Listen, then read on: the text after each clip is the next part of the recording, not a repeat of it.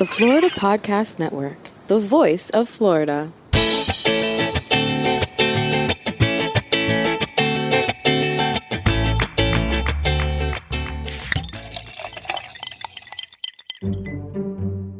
This is Gerard with episode number 47 of Florida's Fresh Mix on the Florida Podcast Network, a random mix of Florida's freshest personalities. Listen in, y'all. Hey, Fresh Mixers. You know what time it is. It's your favorite Friday show. Florida's Fresh Mix podcast. We are back. My name is Amber. I'm the lead content producer of the Florida Podcast Network. And with me, as always, is Gerard. He's your host.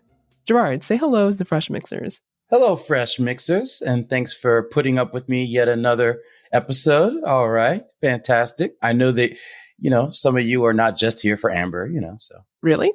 Just kidding. How's it going? It's going well. I'm psyched for this episode. I think there are probably some listeners who are neither here for me nor you. They're probably here for our incredible guest. Yeah, definitely. What's that phrase? We booked a whale in the podcast industry. We booked a whale. Yes, a killer whale. Or in journalism, we call that a good get. He is a good get. Great get. Great get. Well done, Amber. Well done. Well, you know what? I will say this. I'm very surprised that it's taken 47 episodes to get this man on our show. So while I do appreciate the appreciation, shame on me. Like, how dare I save this incredible guest for nearly the 50th episode? Like, tisk. No, I think it works out better that way because, we were just little infants in the podcast space, and we still pretty much are. But, we had to step up our game in order to even have someone as prominent in the podcast field as this guest is. So why don't you know what? People understand better if you tell them who our guest is. Today, Gerard is speaking with Glenn the Geek Hebert. He is the founder of the Horse Radio Network. He's been podcasting for over 15 years, definitely a pioneer in this industry. In fact, the Horse Radio Network was recently acquired by the Equine Network, which is a huge deal. For a business owner to have their business bought after putting in blood, sweat, and tears for over a decade, that's such a huge accomplishment, and we're so happy for him. And Gerard, without giving too much away, because you all are going to get more into this in the conversation, you had a hand in that acquisition. Well, a hand, I would say both hands and a couple of toes, but we'll get to that. But building a business and selling it, it's kind of like raising a child. Wait, the analogy was about to go sideways. Okay, and giving it away but for a profit. And that analogy was not right. Anyway, back to Amber. This is why you do this part better than I do. Yeah, people, don't raise your children for a profit. Right. Don't get arrested. Yeah, don't. This is not legal advice. So also something interesting about Glenn. Even though he's on the 47th episode of this show, Glenn was actually a guest on the 3rd episode of TECHxploration podcast, which is also on the Florida Podcast Network. He talked to the host about more of the tech side of podcasting. So if you're a podcasting geek out there, you might enjoy that. But in today's conversation, Glenn and Gerard, you guys talked more about the business of podcasting, a little bit of the tech, but mainly about the business, the marketing, the challenges of being a podcaster in the mid 2000s when iTunes was just booming, well, sprouting really, and no one even knew what a podcast was. So that kind of paints a little bit of a picture of what Gerard and Glenn are going to be talking about. But aside from that, aside from podcast talk, there's some Elvis Presley talk. That's all I'm going to say. There's a story about Graceland. That's it. That's exactly right. And listen, when Glenn hears this, I hope he doesn't get offended. He's probably going to have to go to urbandictionary.com or something like that. But Glenn is an OG in the podcast game. Okay. He's a straight OG. And so that's why I'm so happy to talk about the evolution of podcasting from beginning till present time. Let's dive in, Amber, because this was one of my favorites, if not my favorite of all time. And there are many personal reasons for that. Absolutely. But before we dive in, Gerard, tell the listeners about your favorite nonprofit organization. All right. We got to take care of these kids, Amber. Mm-hmm. All right. As our devoted Fresh Mixers already know, for the past 3 years, I've proudly served on the board of directors of Guitars Over Guns. GoGo is an incredibly impactful nonprofit organization that offers students from disadvantaged communities in Miami, Chicago, and Los Angeles a powerful combination of music education and strong mentoring relationships with professional musicians to help them overcome hardship, find their voice, and reach their potential as tomorrow's leaders. Please head to the show notes for more information and, most importantly, to donate. Donate, people. You know you want to. We have that link in the show notes, and we will always have that link in the show notes in case you are inspired by Gerard's call to action. All right, guys, the time has come. Please tune in to Gerard's conversation with the one, the only, Glenn the Geek Hebert. Let's geek out.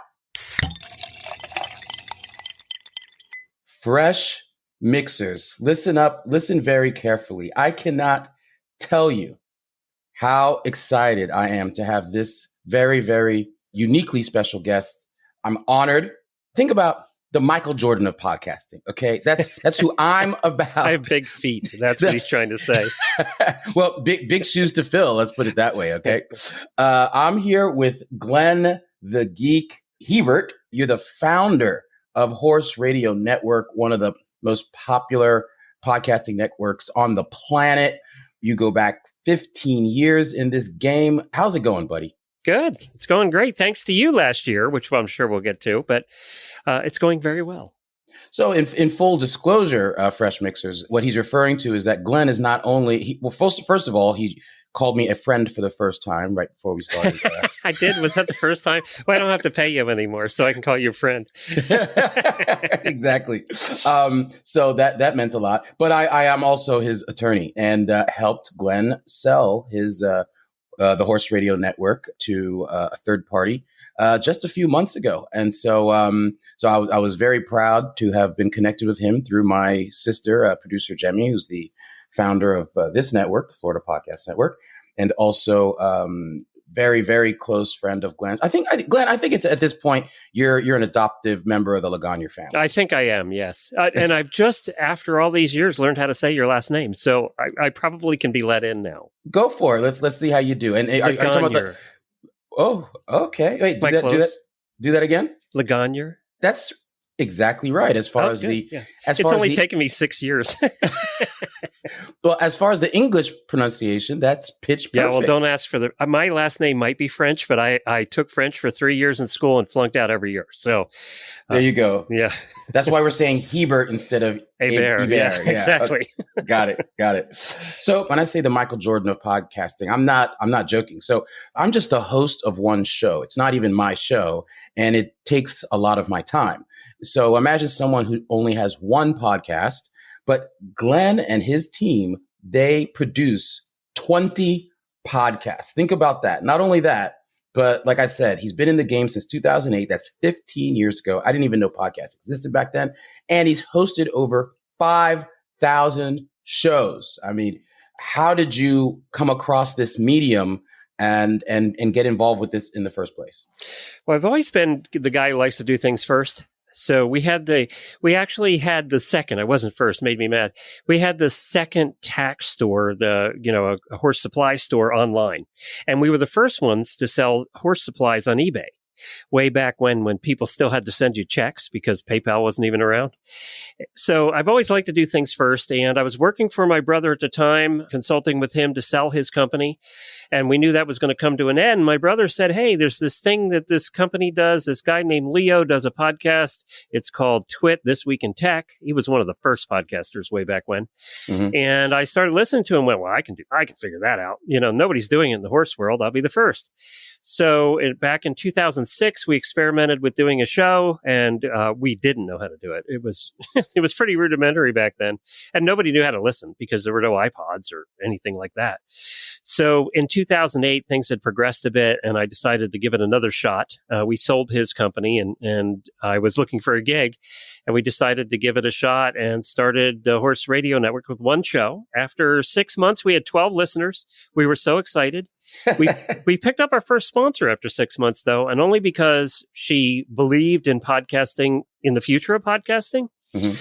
And so she started sponsoring that one show. And from there, we developed other shows. In 2010, I started Horses in the Morning, which is now the longest running daily podcast in the world. We are at 3,120 episodes. Wow. I didn't know that. That's unbelievable. Yeah. We're the most consistent daily running podcast. We've been 5 days a week, pretty much an hour to 90 minutes a day for now we're in our 13th year.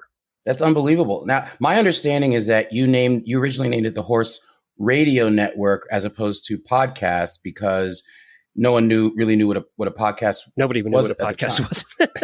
Yeah, but you did include the word network. And first of all, can you explain to our viewers what a network is rather than just saying I have a podcast? What it means to have a podcast network? Back then, podcast networks were pretty rare too. But I knew I wanted to have more than one show, so I knew that, there were all kinds of radio networks out there. So I thought, well, I'm just going to call it a network and I'll have more than one show. And I always had planned on having more than one show. This was the end goal of all of this was really a business strategy was to sell, was eventually to get to the point where podcasting became popular. By the way, that took a lot longer than I thought to where podcasting became popular to the point where we would get noticed as number one in the horse world and that somebody would want to buy us. And I thought it would be, a media company of some kind. And it turned out it was. I mean, we were bought by Equine Network, which owns video and magazines and all kinds of things. And the thing they were missing was podcasting. So from the beginning, I always targeted that goal.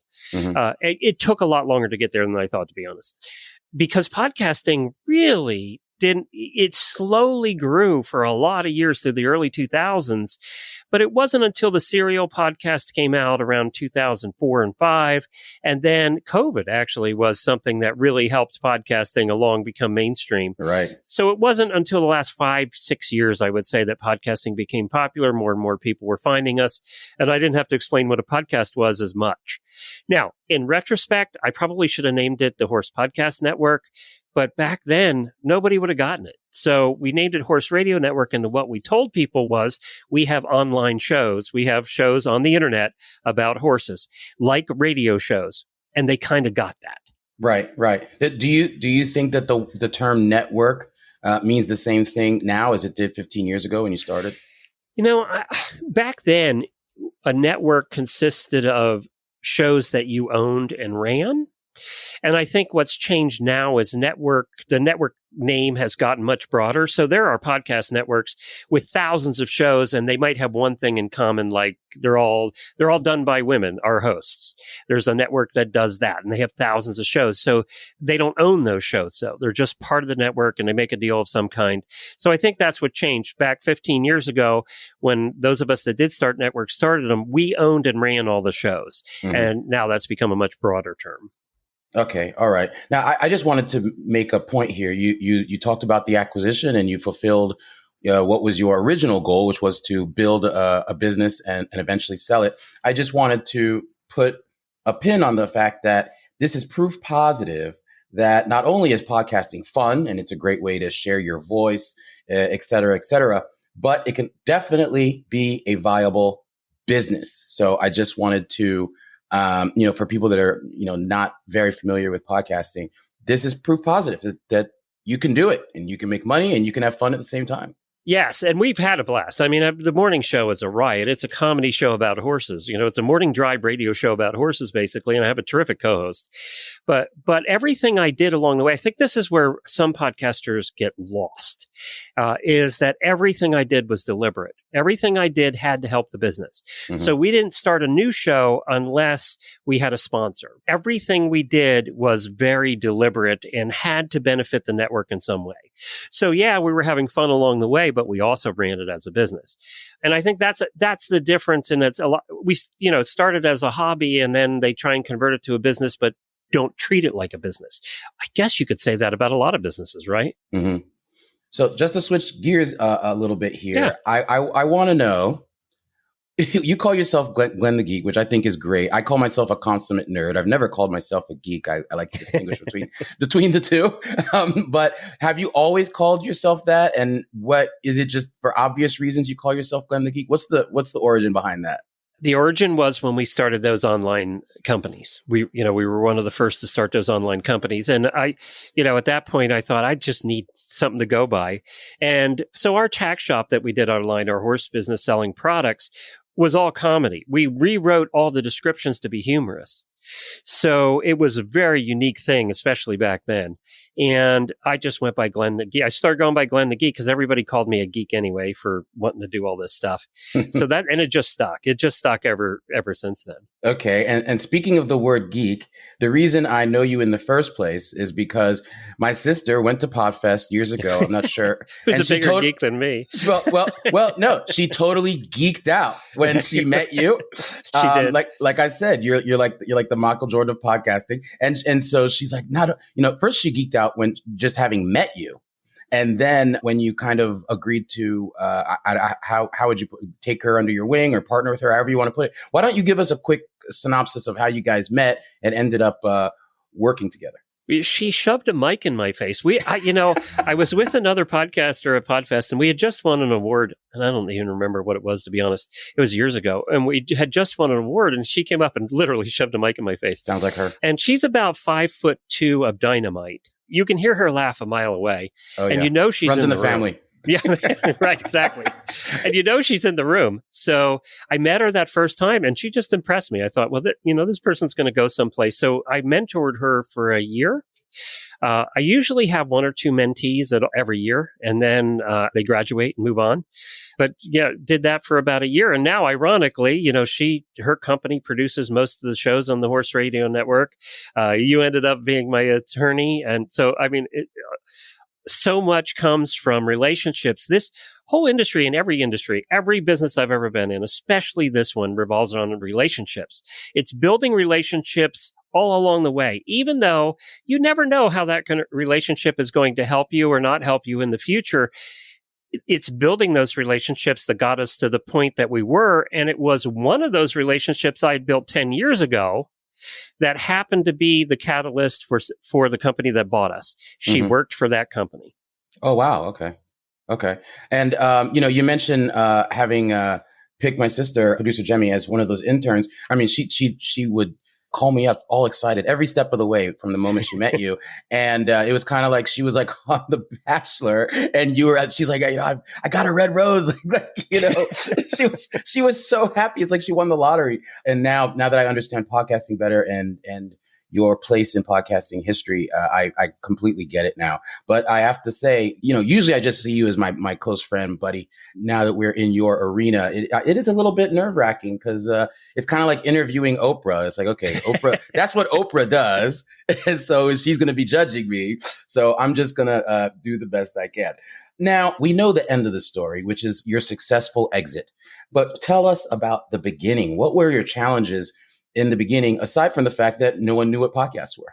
That was, technology too. Technology was not advanced back then. So, I've basically gone through every stage of podcasting development over the last, 15 years is because it's just changed 1,000%. And it's gotten easier. When we started back then, I hate to say it, it's like, the old thing about walking through 10 feet of snow to get to elementary school. It would kind of felt like that. I always said that when we started, we were really babies. We were in diapers back when we started podcasting. And we've gone through, and I would say right now we're in high school. And I think in the next 5 years, we're gonna graduate high school and we're going to be in college. We're that far along in the development and the maturity of the industry.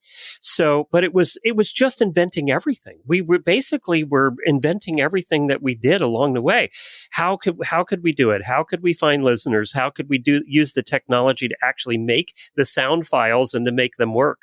There were a lot of challenges along the way on that front, and we weren't really organized. podcast. There was no conferences back then. We were all out doing this on our own. And then occasionally you'd read an article about a podcast, or somebody would write an article about how to do it better. But there was not a lot about podcasting back then. So we were just kind of inventing it. So it was always which is one of the things I like, is constantly the challenge of how do we do this? How do we, how can we make this work, make it better?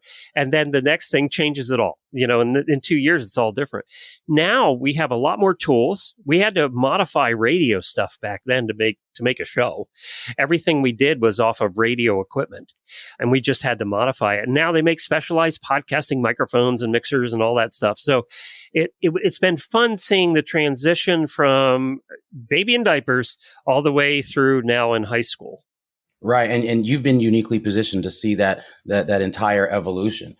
So you're uniquely positioned to answer this question.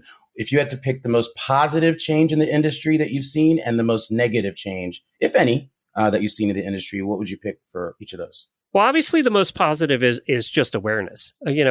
People are aware of podcasts thanks to TV shows. We just watched Only Murders in the Building season 1 again, which of course is all about a podcast, right? So, that kind of mainstream awareness is been the most positive change. We all need listeners. That's why we do this. We do this to entertain people or to educate people. We do it for one or two reasons. So, but we need people to listen for that to be effective, and also for us to feel good about it. I did, for 10 years, I had an acting company, and we did stage performances, all improv theater. And there you had 400 people in front of you that were giving you a reaction instantly, where you and I, talking on, we don't have a reaction to that audience, right? So, along the way, we have found a way to distribute podcasts in a way that people find them, and they can find them, and that more and more people know about them. So that's been the most positive. The negative, I would say, is the same. It's the same thing. More and more people learn to make podcasts. So there are over 4.5 million podcasts out there now, but only 300,000 of them are active. So people started podcasts and then they bailed, realizing it's work. As you've discovered along the way, podcasting is work. Yeah, it is. I do a daily podcast, and I put probably 6 hours every day into that 1 hour of recording. Wow. So, it's a lot of work, and people find that out. They get into it thinking it's easy, and it's not easy. So in a way, having all those podcasts that haven't been updated out there, 3 million plus of them, is a negative, because that makes discovery harder. Because as people are looking for shows, they have to look through 20 of them to find one that's still active. So my answer is actually the same for both. Interesting. And I'd like to stick with the analogy, the Michael Jordan of podcasting, to ask you my next question, which is, my feet are only size 12, by the way, everybody. I just want to throw that out there. Since you are very tall, but since, you've been there damn near the beginning, I think if I were to ask Michael Jordan, who do you look up to in your, in the game? And he would say, the people that came before me, Wilt Chamberlain, blah, blah, blah. But is there anyone you look up to in the industry, considering that you've been there really from the beginning, and you can't really say, this person came before me, or maybe I'm wrong? No, there are a couple. Dave Jackson, who does the School of Podcasting, has been my unofficial mentor since 10 years ago. And he started before I did. And he has worked in the industry ever since. So he's been kind of the one that has been my mentor along the way. I've been on his show a bunch too. And I've learned, I listen to his show. It's called The School of Podcasting every week. And I learn something every week because there's so much new going on in this industry right now. And I also look up to the guys that Leo Laporte is one of the guys that, the whole network was designed around his network, the Twit network. And I still look up to him because he's still doing it. He's still out there doing it. Yet I looked at radio, radio, yeah, it is dying off now the way we knew it in the past, but they have done things right for a long time. Mm-hmm. And they made a lot of money over time. So when I went to do Horses in the Morning, the daily show, I wanted it to be a morning drive radio show only about horses. And I designed it after this is a fun story. I designed it after the Bob and Sherry Show, which is a syndicated show that's on radio stations across the world because they're on Armed Forces Radio and about 100, 150 stations across the country. So they've been on for 20 plus years, and I listened to them for years before I started Horses in the Morning, and I designed Horses in the Morning after their show. Okay. So it's kind of built after their show. Ironically, I met their producer and now have met both of them, or have met them over the years at various conferences. And I talk to the producer of their show all the time. So it's kind of ironic and they interviewed me at one point too, along the way. So that's come full circle too. Oh, that's so interesting to have you, kind of shout out to, I guess, the people that, that came before you. Because it's just so, I mean, how does it feel? I've seen you at Podfest. I mean, I went for the second time this year, and walking around with you at Podfest is like literally walking around with a celebrity. I mean, everyone wants to talk to you, like, oh, that's Glenn the Geek, blah, blah, blah. Is that weird? How does that make you feel? It's weird at first. We get that a little bit when we go to horse shows too, with our listeners. Mm-hmm. But in the beginning, it was a little weird. Got to admit, it's funny. You get used to anything.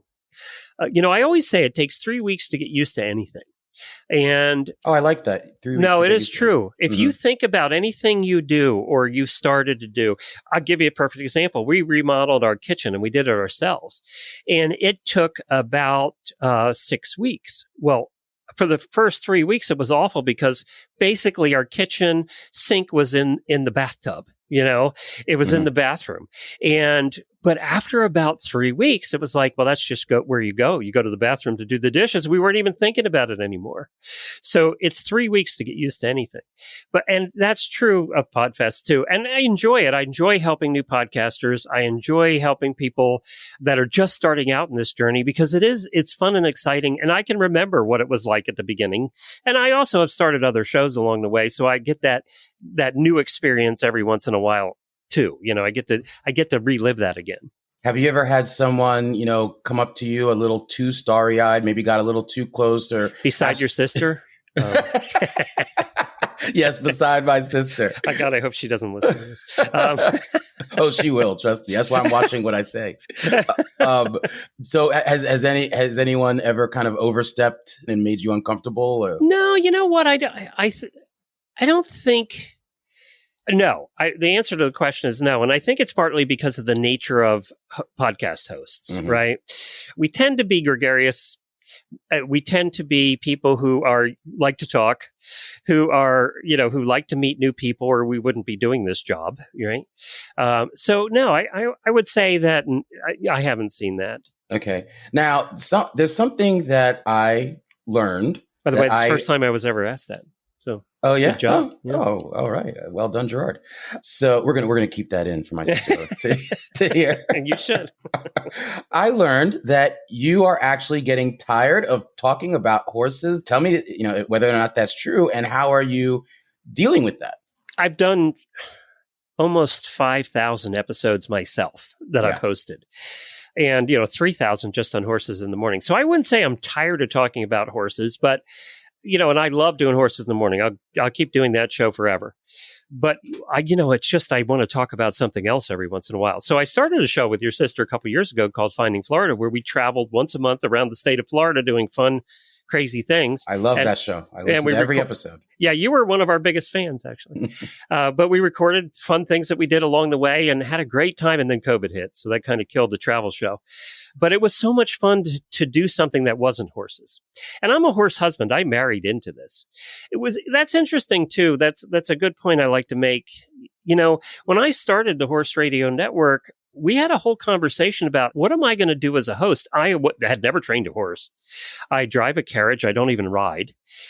So how are we going to play this that I'm believable as a host of a horse show? Whoa, you're blowing my mind. When you say you married into it, I thought that maybe you grew up with horses. No, I you married knew nothing. This. Wow. I knew nothing. No, I grew up with please I married continue. into it. I mean, we ran our own business for a while, so I got immersed in it, obviously. And I've actually owned more horses than Jennifer since we met. But it was, what do we do? Because I'm not a horse trainer. My knowledge of horses and training horses and working with horses was very limited. So we just decided, and this is an important lesson for anybody that, whether you're a podcast host or in business or whatever, we knew that if I tried to fake it, horse people will see through that in a minute. Mm-hmm.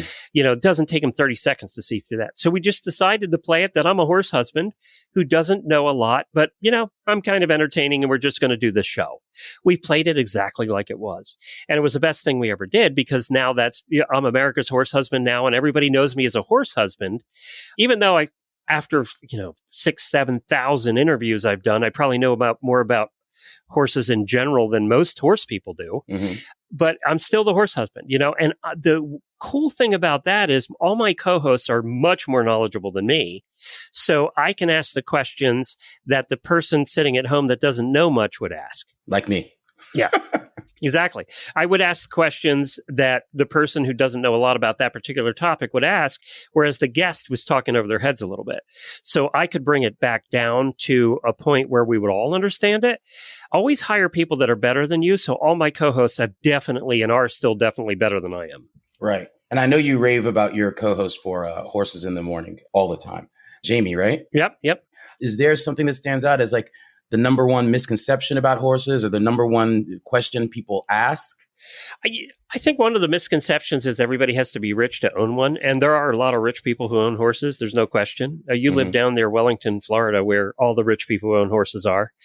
Right now, actually, in the wintertime is when they're all there. The Gates daughters and the Bloomberg daughters and all of those are down there right now.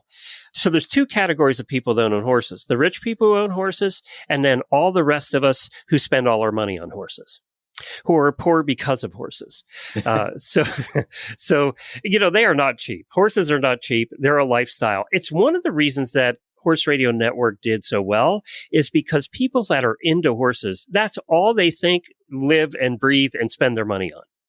They are truly addicted to horses. There's very few other niches I can think about that have that kind of total dedication and loyalty, which was to my advantage. That was to my advantage. Right, hey, of course. Can I tell you a fun episode? This came up just a couple of weeks ago because Lisa Marie Presley died. 2 weeks ago or 3 weeks ago? Rest in peace. Yes. Yeah. Yes. Well, one of my favorite episodes we ever did of Horses in the Morning is we got invited to go to Graceland.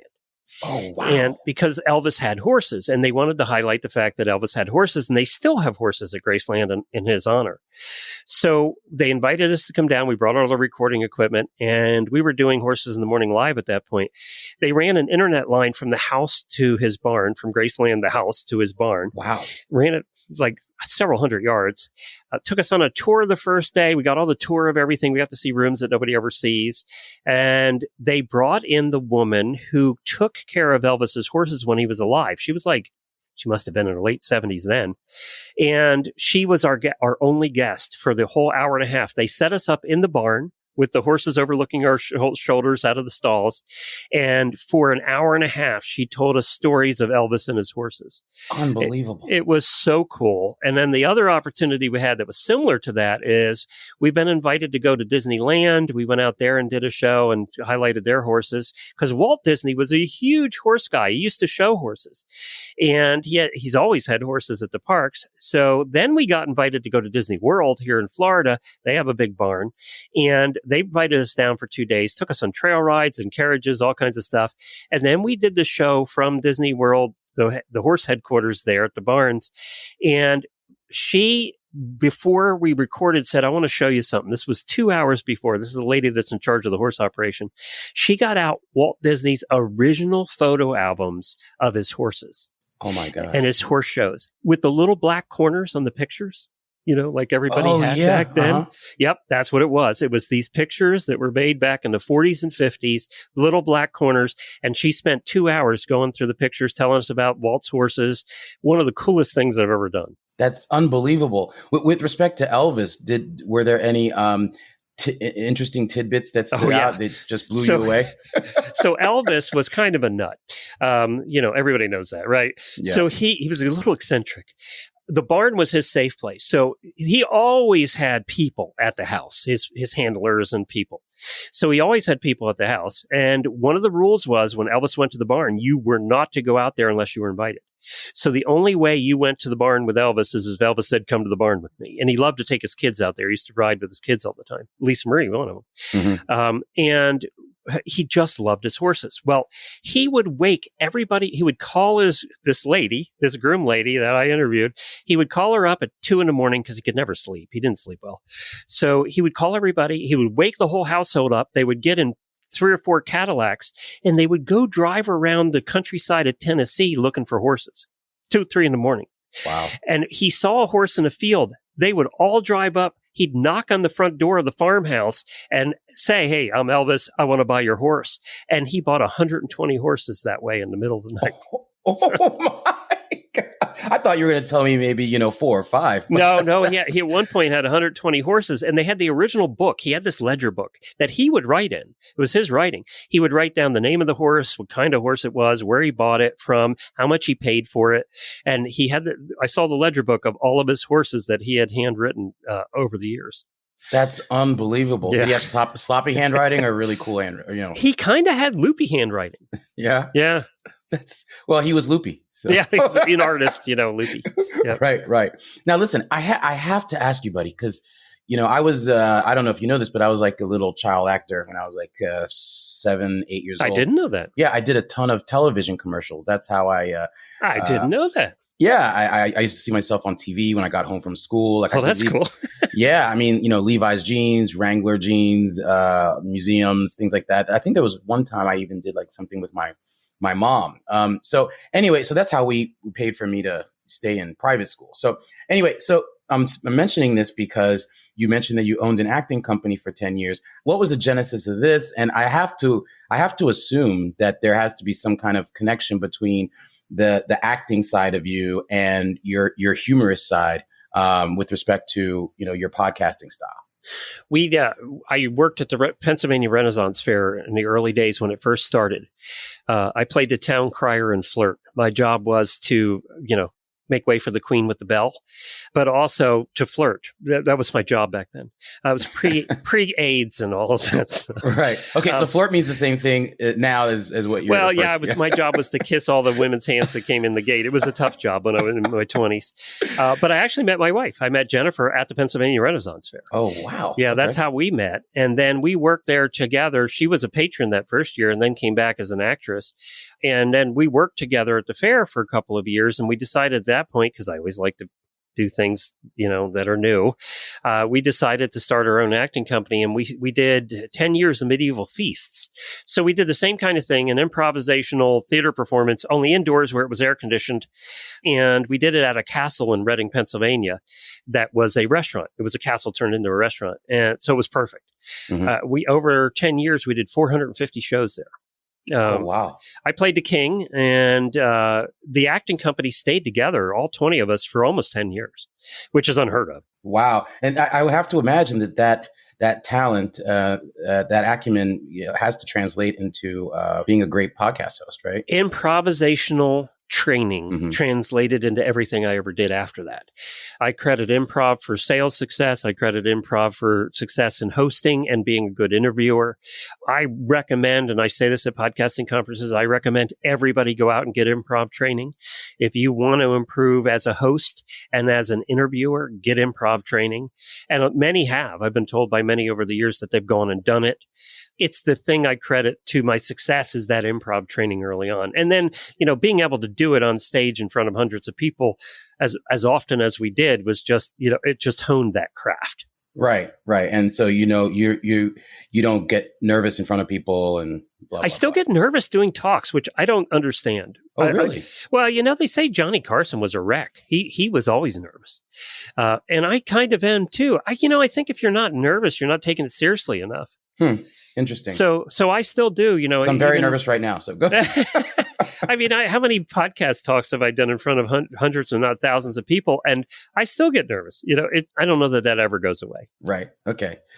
All right. I'm curious to hear the answer to this question because you have such a deep well of experiences that you can draw from. Give me a story about you're recording, you're doing your show, and something goes horribly, horribly wrong. Can you give me an example and whether it turned out to be terrible or just funny and something that you talk about? Just something went really bad. we did a live show for a long time, so things always went wrong.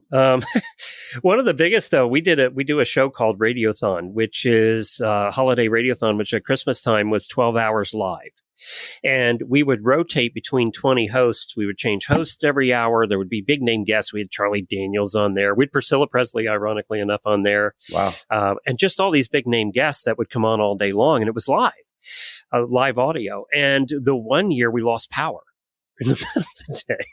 So, I mean, we've had situations where the power is going out, where the internet drops. We always have situations where guests don't show up. And when we were doing the live show, we always had to have a backup plan because the show goes on, right?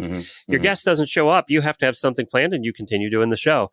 So, yeah, we've had tons of situations over the years, and most of them have been technical, that there's been a problem technically. Right. Okay. Now, along the same lines, now I'm not asking for you to name any names, and maybe there's no answer to this question. Maybe it's never happened. But do you have an example or a story of one time where, a guest did something that you really didn't like to the point where you actually got angry at them and either had to muffle your anger or your anger, came across? I mean, where a guest really pissed you off? I don't know that we've ever had that to that point. There's been times where, for legal reasons, we've had to edit an answer out, or, just for liability reasons that we thought, we don't want, or where they may have named somebody specifically, and we don't know whether it was true or not. We're only hearing one side of the story, so we'll edit that out. That's been more the case than the other. It's usually the other way, where a guest will totally surprise us and be absolutely funny, hysterical, and not at all what we expected. And then those are the ones that go on the list to have back, right? We have that list where you want to bring people back because they were just the most fun guests. And those, those are the ones that you want to have back because the listeners would have liked them too. Oh, wow. Okay. No, that's great. So you've gone on this long journey. Growing pains at the beginning, obviously, but you got to where you wanted to go. You sold your company. You're welcome. Thanks to you. By the way, I'm going to put a plug in here for Gerard and in general for people, for lawyers. If you're going to sell a company, do not do it without a lawyer. There were things in those, 50-page agreements that I had no idea what the words were. I didn't even know what the words meant. And, I've been around, I've done, enough contracts in my day, but this is not something that you do by yourself. It's just not. Yeah, that's very true. That's very true. This would not have happened without you involved. It wouldn't have happened because they're professional business buyers. The group we were dealing with, as you learned, that's what they do. They know what they're doing. And they had a law firm that knew what they were doing. So, yes, definitely hire somebody if you're going to sell your business. And even if it, I don't care what the amount is. It's, right. Well, we didn't do too bad. It was their firm against me. So, well, and you brought up some things that, to be honest, scared me along the way. As you know, you were like, I'm going to respond this way. And I'm going, oh, there goes this deal. but you knew what you were doing. Well, I really appreciate the blind trust that you put into me. And you clearly, your stuff. I mean, working with you was absolutely pristine. I don't think we butted heads at all. We worked together as a team, and it's great to work with friends. And I think it even brought us closer together, if that's possible. So, well, we spent a lot of time together. Yeah, that is true. And it did allow me to see a different side of you, a little bit of stressed out side, which I actually like. You're selling your company. I learned there's a little stress. Now, on the other hand, the company that we were dealing with was fantastic. I mean, they 100%. were great. They were great to work. And their lawyers were too, actually. Yeah, their lawyers were great. And they were, they were fair. They were very fair. Very fair along the way. So, and they're still great. I mean, I enjoy working with them. I'm still working with them under a contract for a couple of years. And I hope to be hosting Horses in the Morning for as long as I can. So how's life now post-acquisition? What's the biggest difference? Well, I'm still working a lot, still running the podcast division. We now have 40 some shows and we're increasing that. So there's a lot of tweaks and changes, mostly, on the business side, standardizing everything. When you have 40 some shows, you have to have some SOPs in place, some standard operating procedures. So we're getting all of that ironed out. Still, hosting a show 5 days a week. As I said, that takes 6 hours a day. So it's still that's still a lot. But it's been the stress of, one, having to pay the bills. I don't do that anymore. Getting paid to do my work. That's fun. Mm-hmm. And, just having that stress off is a lot. When you're a business owner, anybody that's owned a business knows how stressful that is. Mm-hmm. And now there's also one of the big things is there's a sales team of 8 people there that sell the advertising. And I was doing that myself. So now, getting them trained up to sell podcasts and in another month or two, that won't be my responsibility at all. So I'll be focusing on content, which is every podcaster's dream. That's what we want to do. We want to worry about content, and I get to help, hosts for 40 other shows make theirs better and improve their profitability and their listenership and entertainment value. So, I'm getting to do this fun stuff now and kind of am getting rid of the business stuff. Right. So I can't let you go without asking you a question you've probably been asked a million times, maybe more than any other question. But let me see if I can tweak it a little bit to make it a little more interesting. I mean, you've dropped many nuggets, nuggets of advice. But what is a piece of advice? I'm not saying the best advice, or that's too trite. But a piece of advice that you could give to a new podcaster that might even be either not obvious or might even seem counterintuitive. This goes for podcasting as well as other things. It was true in sales too, because I was a salesman before I did this. So they come for the content, but they stay for the host. It's the first thing I say at keynote speeches at Podfest or any podcasting conference. It's the first slide that goes up is they come for the content and they stay for the host. And, that's something that a lot of people, we all have a little bit of inferiority complex when we start a new project, but in sales, it was true too. I may have been selling a product, but the only reason people bought that product is because they liked me. If they didn't like me, they wouldn't buy the product. It's the same thing with podcasting. They're going to come for the content because I'm talking about horses and horse people want to hear about horses. So that's why they're coming, but they're only staying for the show. They're only going to hit the subscribe button. And this goes with YouTube channels. You think about the YouTubers that you watch. If you're a steady subscribed, you have those shows that you watch all the time. Think about it. You went for the content, but you stayed because you like the hosts. And that's something that a lot of podcasters don't realize. They put very little of themselves into the show, their personality, when in fact, your listeners are coming back because you're doing the interviewing. You're the one on the show.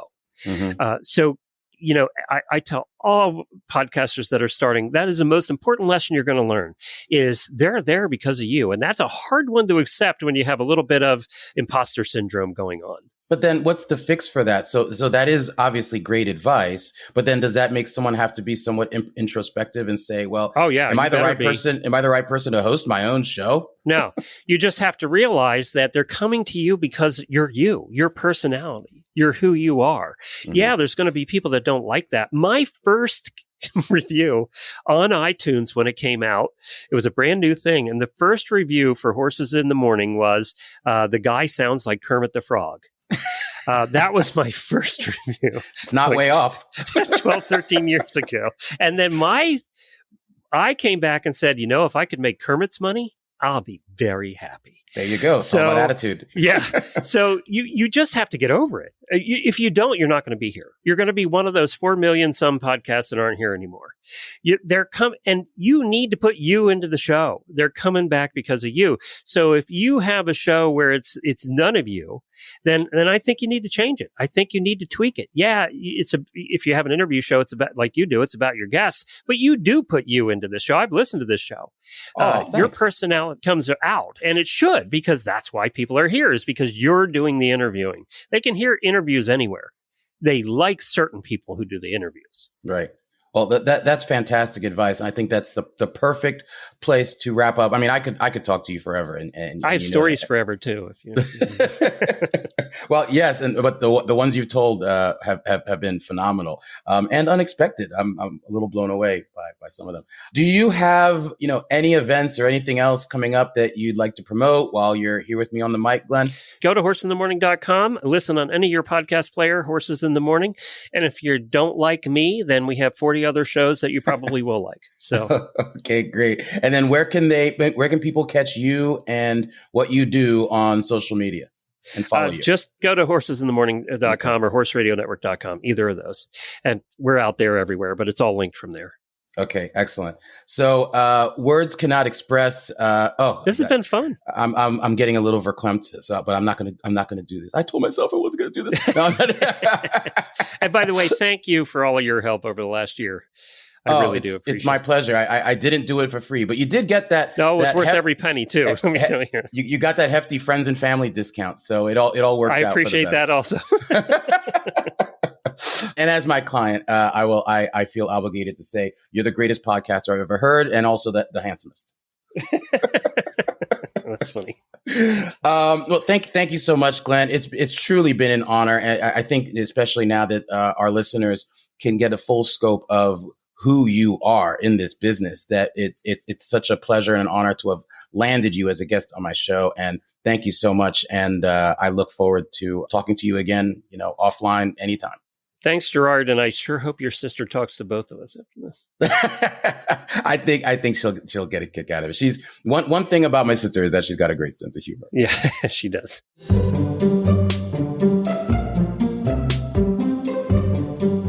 Well. I mean, what do you say when you interview, like I said, the Michael Jordan of the podcast industry? What specific nuggets can I pull from that amazing interview? So the first thing I'll share with you that left a very deep impression on me was, the phrase "fake it till you make it." And that's usually seen in a positive way, as positive advice. For instance, and I, don't fall asleep, but I'm going to draw from my own experience as an attorney, which is that, if I'm presented with a new client or a new project, and I know that maybe it deals with a subject that I'm a bit rusty on, I haven't dealt with it, in several years, and maybe I just need to kind of look into it, but I know I can do it, right? Or I just need to do a little bit of, it might be something new, but it's still within my bailiwick, and I can just do a little research and become comfortable enough to not let the client know on that initial call when they're raising it with me that I'm not fully 100% boned up on that particular issue. So I fake it at that moment until I make it, because I don't want to lose the work. But the point that Glenn was making is that you never want to get called out. Don't put yourself in a position to ever get called out. So when Glenn knew nothing about horses until he met his wife, Jen, when he decided to be a podcast host about horses and all things equine related, he made an executive decision, which made all the difference, to just be honest, be his authentic self and say, hey, look, I don't know much about horses. I'm just a horse husband. I was married into this. Okay. So if you're your authentic self and you don't fake it, you not only do you manage expectations, but you also don't get called out. So I'm not saying fake it till you make it. It's not a good strategy, but it has to be specific to the situation, because I will as easily turn down an opportunity if I know that there is another expert, whether it be an attorney or a consultant or whatever, who would be better for that client to deal with or to work with than me. Because at the end of the day, two things are very important to me. And it seems like it's important to Glenn as well. Maximize the outcomes for your client, whether it's with you or with someone else. And don't put yourself in a position to get called out. So I really loved his explanation about why he was always straight up about the fact that he is not a horse expert. And look, he got horse experts on his shows, and he learned along the way. And the other thing that really struck me, among many other things, was when he said, it takes 3 weeks to get used to anything. Wow. And I thought about that on just such a broad scale. You can apply that to so many things. You can apply that to, being fearful of taking a new risk in your life. Let's say that you want to quit your 9-to-5 with, your consistent paycheck. You want to explore an entrepreneurial venture. We've talked about that topic so many times on this podcast. But you know what? You dive in. After 3 weeks, you'll be in the zone. Hopefully, right? Or what if you're in the middle of a really crappy situation? Life throws things at us, guys. I mean, and we all know this. And the older we get, the more we recognize that, look, life will throw things at you.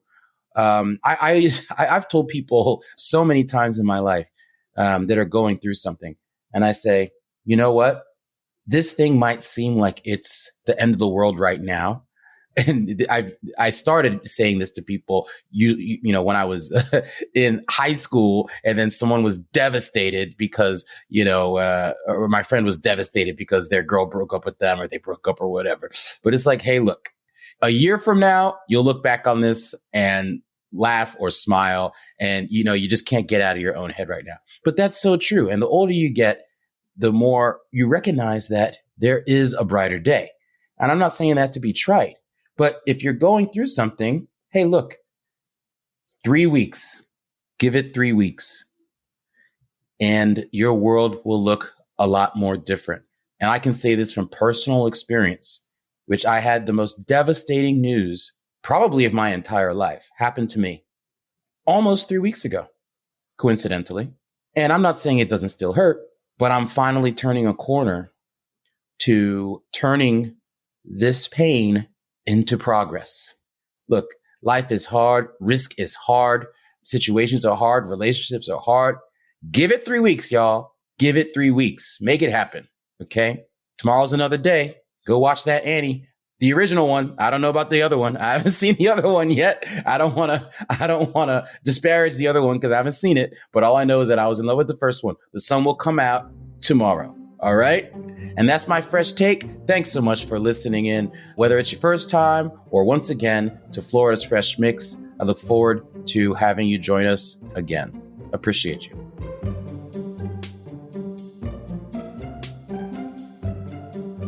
For details and show notes about today's show and our guests, go to freshmixpodcast.com. The Florida Podcast Network has a closed Facebook group exclusively for super fans of their shows. Just search for FPN Insiders on Facebook to leave us comments, get early scoops, contests, and other special treats. Be sure to visit all the great shows on the Florida Podcast Network. There are so many. Keep catching who's fresh in the Florida Mix with Florida's Fresh Mix Podcast.